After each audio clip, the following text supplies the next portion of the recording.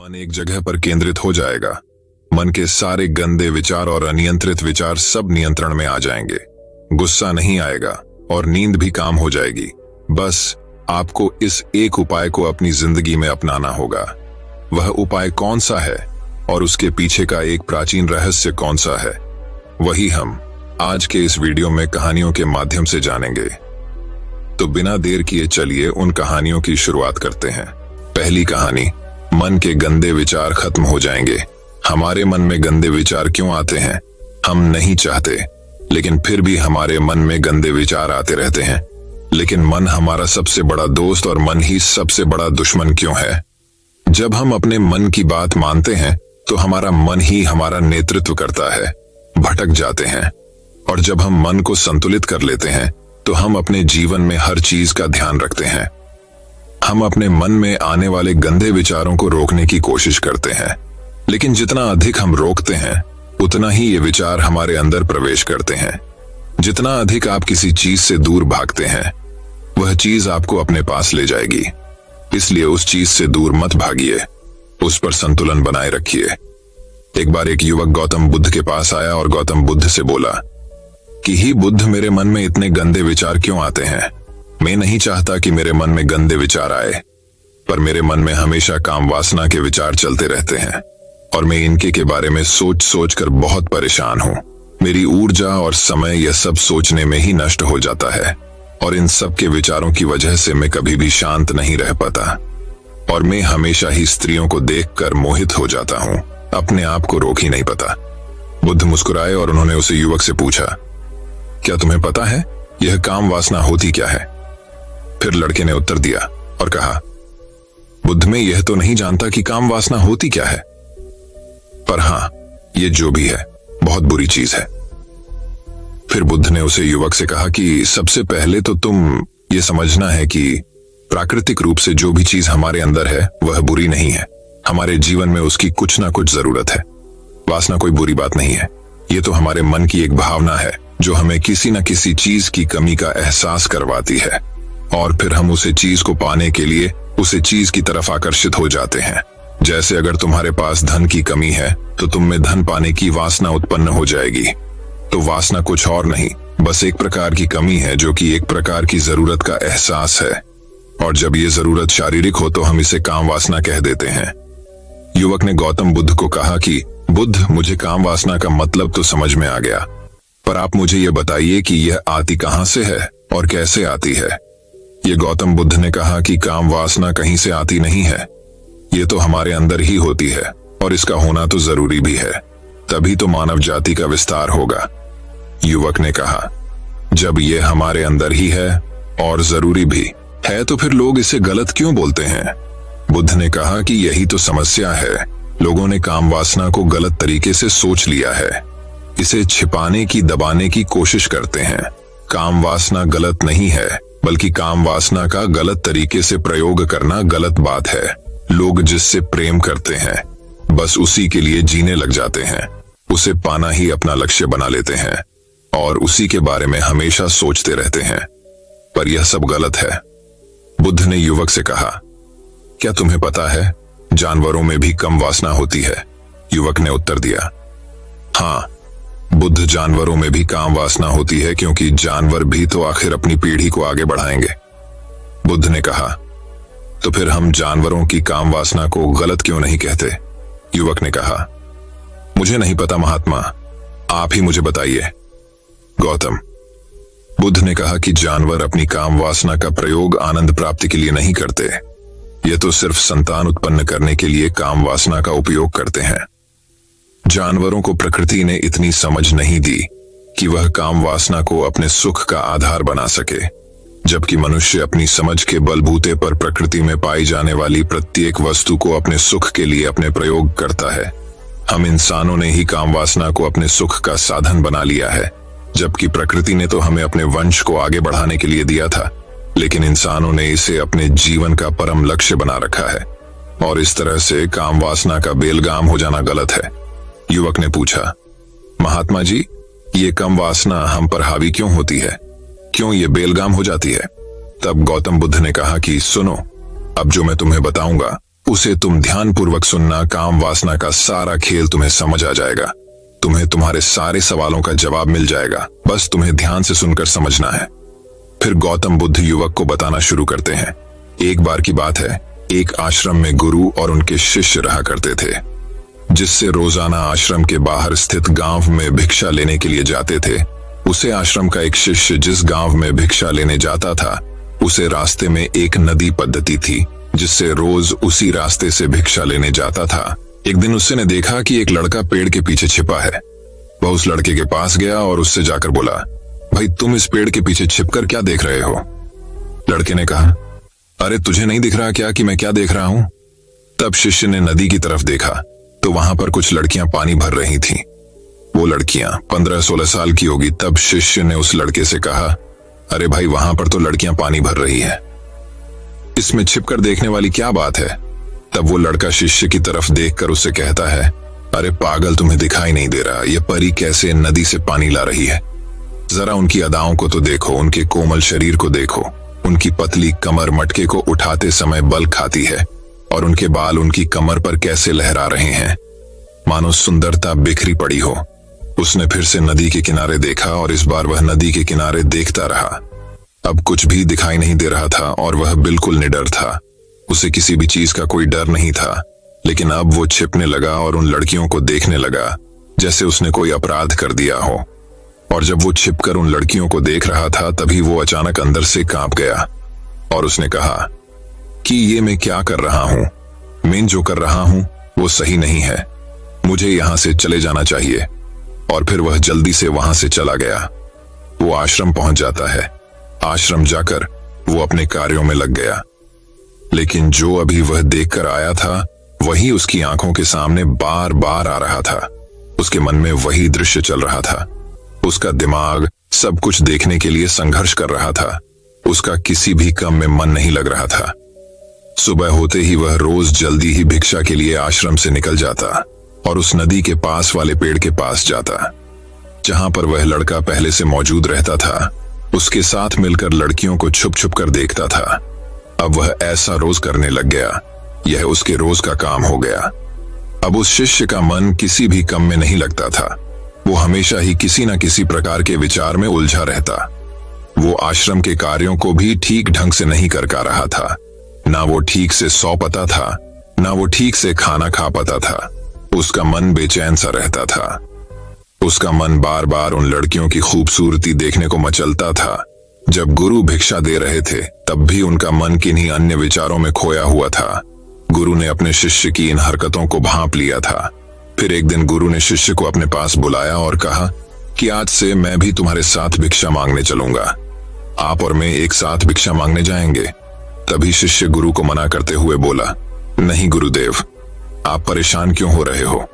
मैं अकेला ही ठीक से भिक्षा मांग सकता हूँ।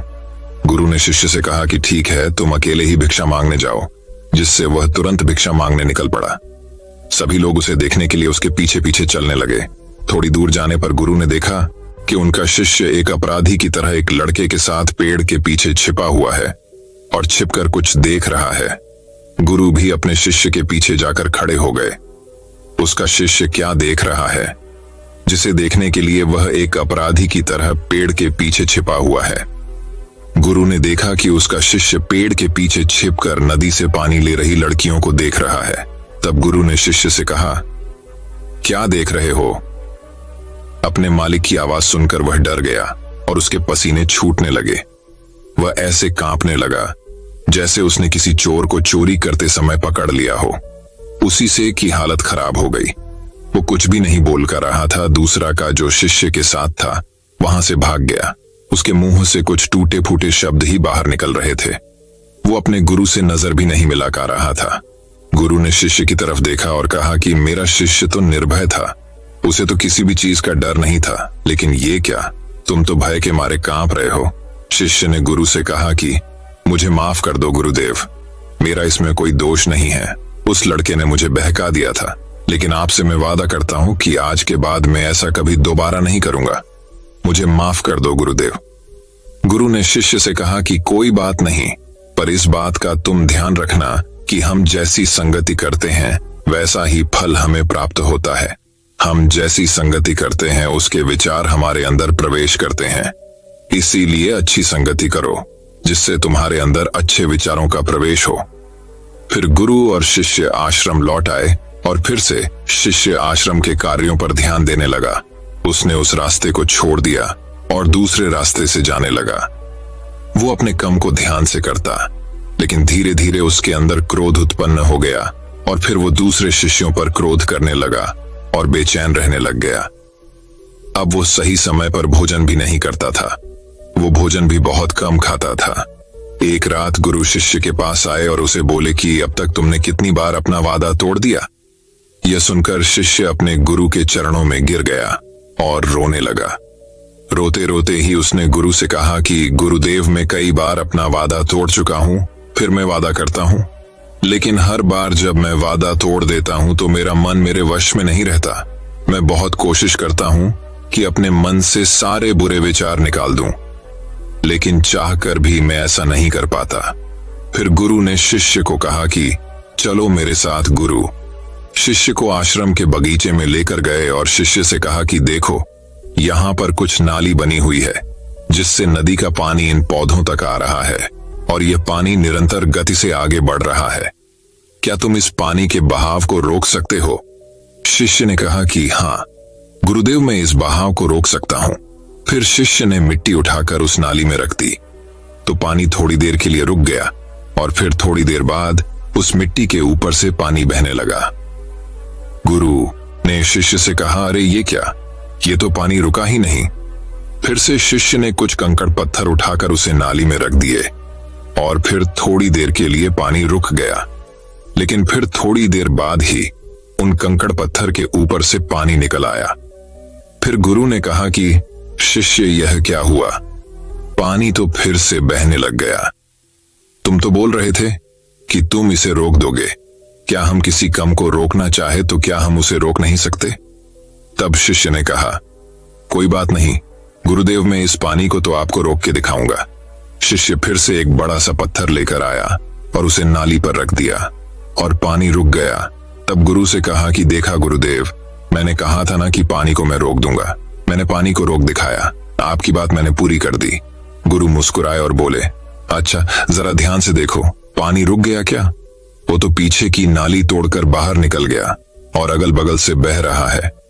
और ध्यान से देखो, इस पत्थर की आगे भी आ गया और से पानी अपना रास्ता बदलकर फिर से आगे की तरफ जाएगा। और फिर थोड़ी देर बाद ऐसा ही हुआ। फिर गुरु ने शिष्य को समझाया कि तुम्हारे साथ भी तो ऐसा ही चल रहा है। तुम बार बार प्रयास कर रहे हो, बड़े से बड़ा प्रयास कर रहे हो, पर हर बार तुम्हारा प्रयास टूट रहा है और यह हमेशा टूटता ही रहेगा। तुम कितना भी बड़ा पत्थर रख लो, लेकिन पानी तो अपना रास्ता बना ही लेगा। यह सब देखकर शिष्य ने गुरु से कहा कि ही गुरुदेव, क्या कोई तरीका नहीं है जिससे मैं गंदे विचारों से बाहर निकल सकूं और ये मेरे मन में आए ही ना? गुरु शिष्य को एक नदी के पास ले गए जहां से उसे बगीचे में पानी जा रहा था। गुरु ने शिष्य से कहा, वो पानी इसी नदी से जा रहा है। अगर हम यहीं से उसे रास्ते को बंद कर दें जहां से पानी बगीचे में जा रहा है, तब क्या हम पानी को रोक नहीं सकते? शिष्य ने कहा कि हो गुरुदेव, अवश्य ऐसा हो सकता है। मैं इस पानी को यहीं से बंद कर देता हूं, तब आगे की नाली में पानी जाएगा ही नहीं और फिर बगीचे में पानी जाएगा ही नहीं। फिर शिष्य नदी से जाने वाले रास्ते को बहुत मेहनत करके पत्थर और मिट्टी डालकर बंद कर दिया और गुरु से कहा कि गुरुदेव, मैंने पानी को बंद कर दिया है, अब यह पानी बगीचे में जाएगा ही नहीं। तब गुरु ने कहा शिष्य से, अगर पानी बगीचे में नहीं जाएगा तो पेड़ पौधों को पानी कहां से मिलेगा? उन पेड़ पौधों को तो पानी की आवश्यकता है और उन पेड़ पौधों में कुछ पेड़ पौधे तो ऐसे हैं जिनको रोज पानी की आवश्यकता है। वह तो मुरझाकर मर ही जाएंगे, उनका क्या होगा? पानी तो हमें खोलना ही होगा।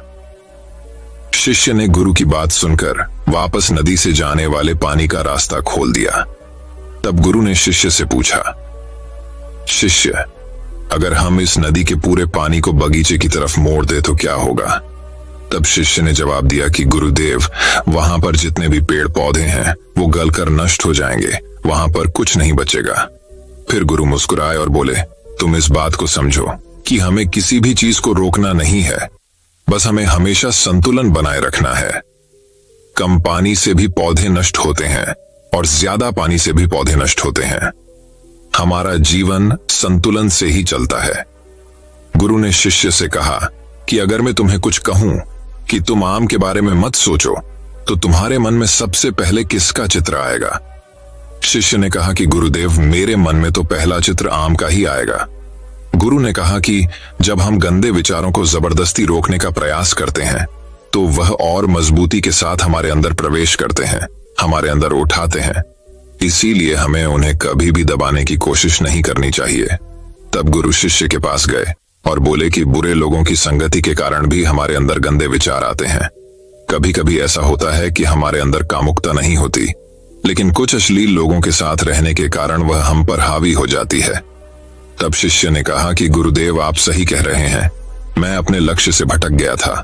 तब वह शिष्य रात को बहुत शांति से सोया, सुबह पूरे मन से अपना काम किया और फिर सुबह वहीं भिक्षा लेने चला गया, जहां वह लड़का आज भी पेड़ के पीछे छुपकर उन लड़कियों को देख रहा था। वो शिष्य नदी पर गया, जहां वह लड़कियां पानी भर रही थीं। उसने उन लड़कियों से पानी मांगा। उन लड़कियों में से एक लड़की ने उसे पानी पिलाया और उसे सन्यासी शिष्य के चरण छुए शिष्य ने उसे आशीर्वाद दिया कि तुम्हारा कल्याण हो। शिष्य का मन सकारात्मक ऊर्जा से भर गया। उसके चेहरे पर मुस्कान आ गई थी, जैसे उसे कोई खोई हुई चीज वापस मिल गई हो। वह अपने रास्ते पर वापस जाने लगा। तभी पीछे से वह लड़का आया जो पेड़ के पीछे छिपा था। वह शिष्य के पास आया और बोला कि क्या बात है, आज तुमने करीब से देखा है, आप तो मुझसे आगे निकल गए। तब शिष्य ने कहा कि हम हमेशा दूसरे के दर्शन करने में ही व्यस्त रहते हैं, अपने दर्शन कर ही नहीं पाते। तुम कब तक इस पेड़ के पीछे छुपाते रहोगे? किसी को पसंद कर लो, उससे बोल दो।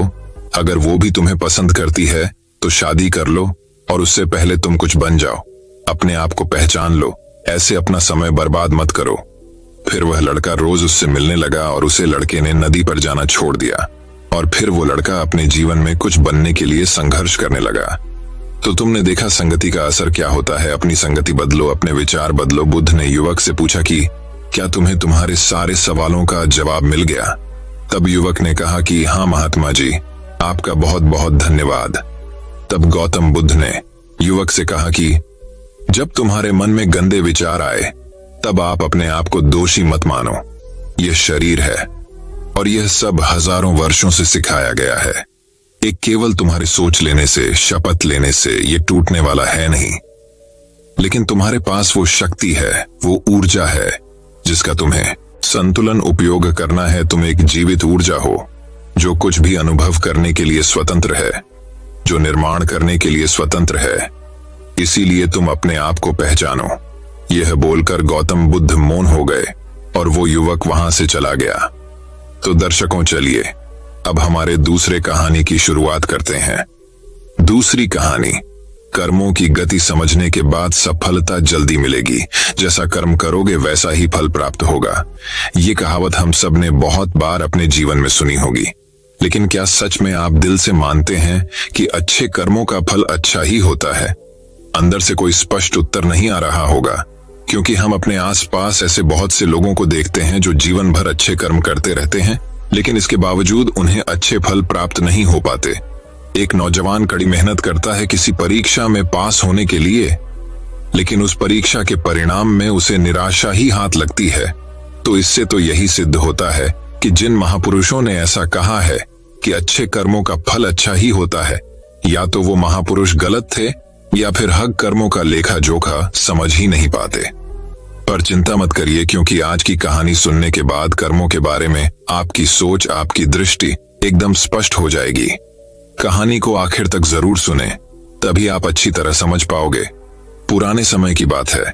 किसी गांव में राकेश और भोला नाम के दो भाई रहते थे।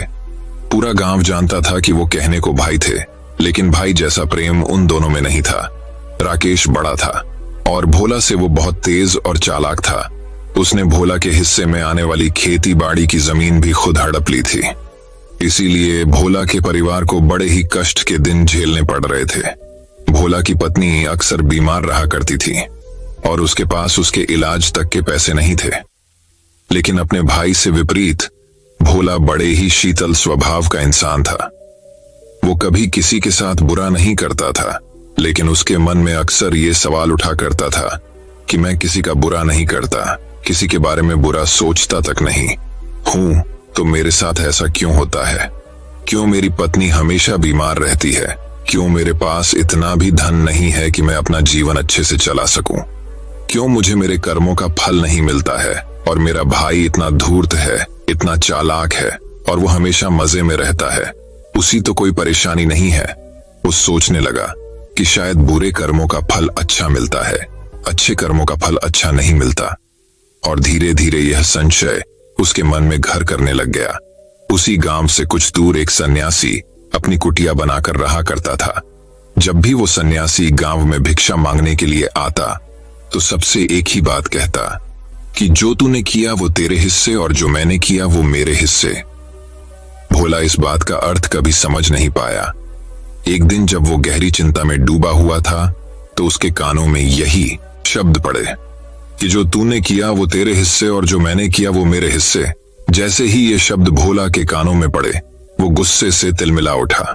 उसने गुस्से में उस सन्यासी से कहा कि हे महात्मा, आप हमेशा ही की बात का रट लगाते रहते हैं जिसका कोई मतलब नहीं है।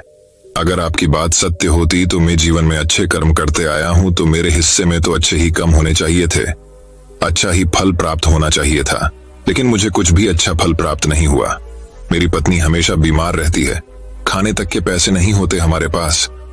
सन्यासी ने बड़े ही शांत स्वर में कहा कि ऐसा प्रतीत होता है बेटा कि परिस्थितियों से तुम हार मान चुके हो।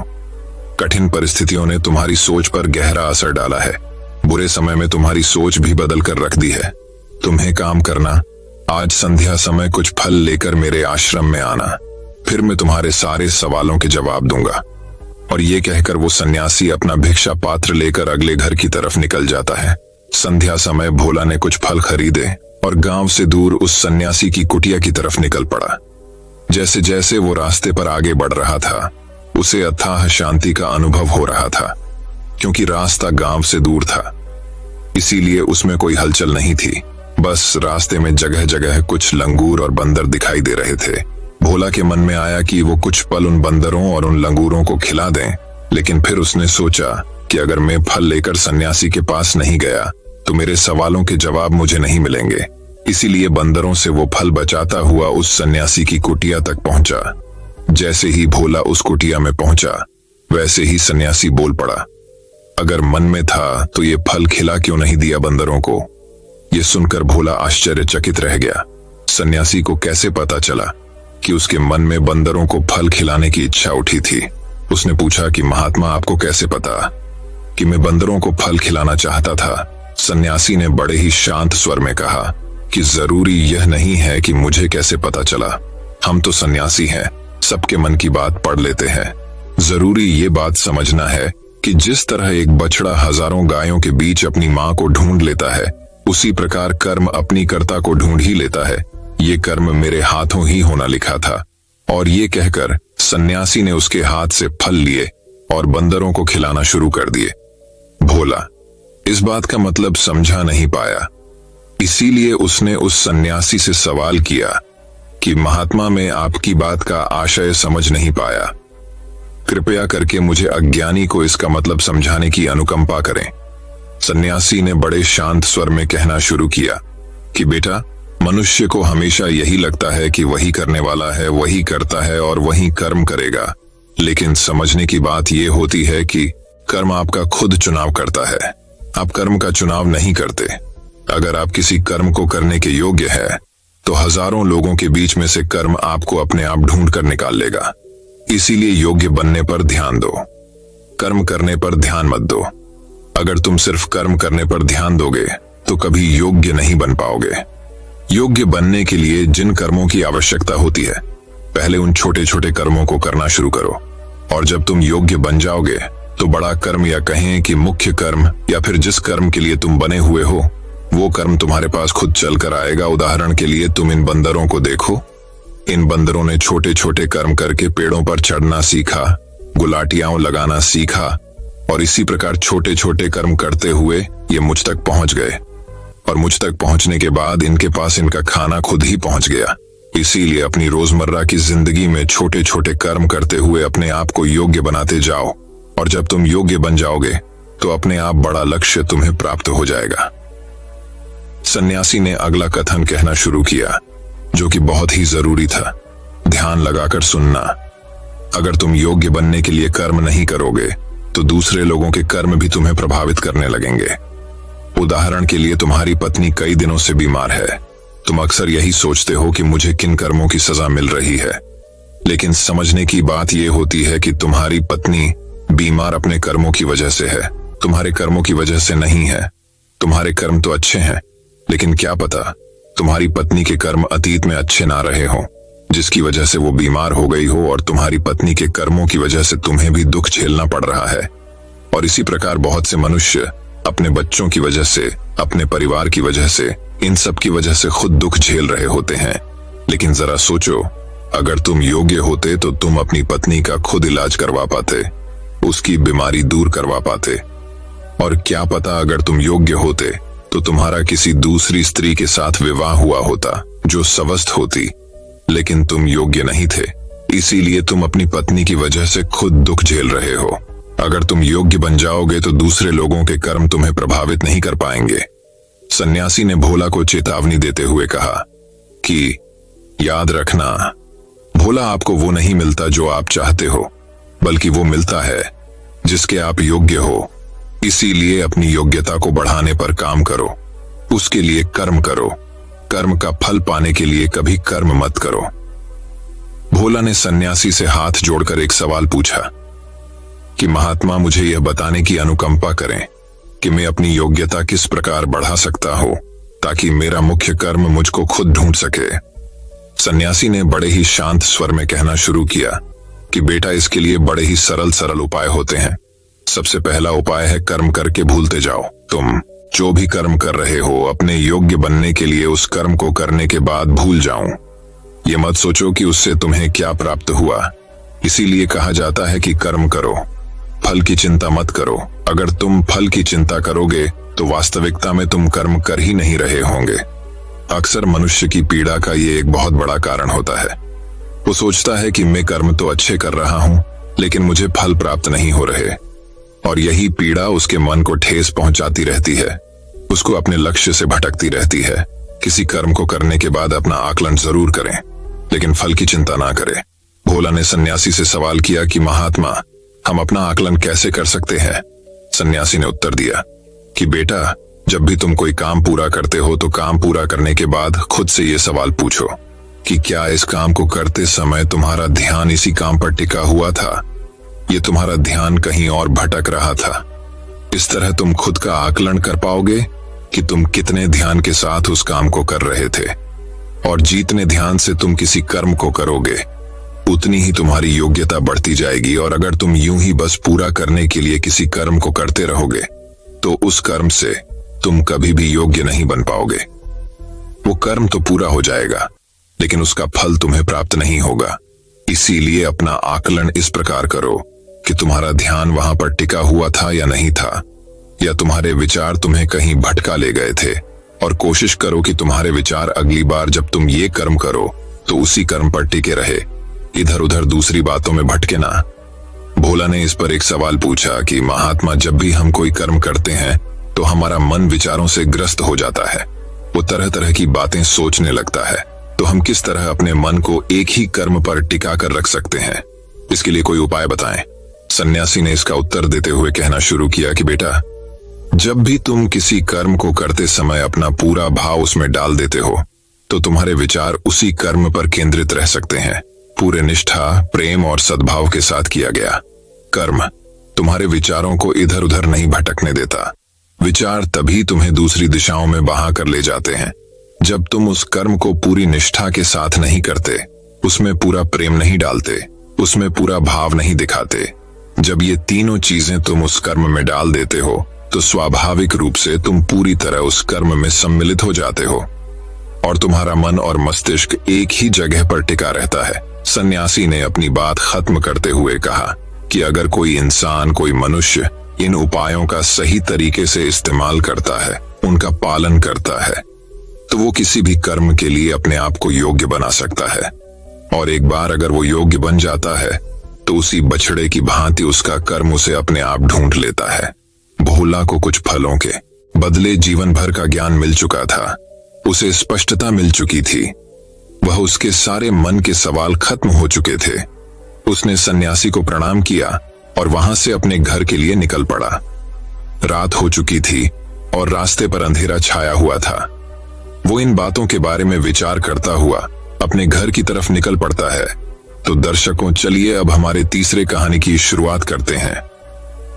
तीसरी कहानी, व्यक्ति को सच्चा ज्ञान मिल जाए तो ये 3 चीजें उसे खुद ब खुद मिल जाती हैं। वर्षा काल समाप्त हो चुका था। सभी भिक्षु भ्रमण पर जाने की तैयारी में लगे थे। सारिपुत्र भी अपने शिष्यों के साथ विहार से प्रस्थान करने वाले थे। तभी एक घटना हो गई। चलते वक्त उनके गमछे का एक किनारा किसी भिक्षु को छू गया।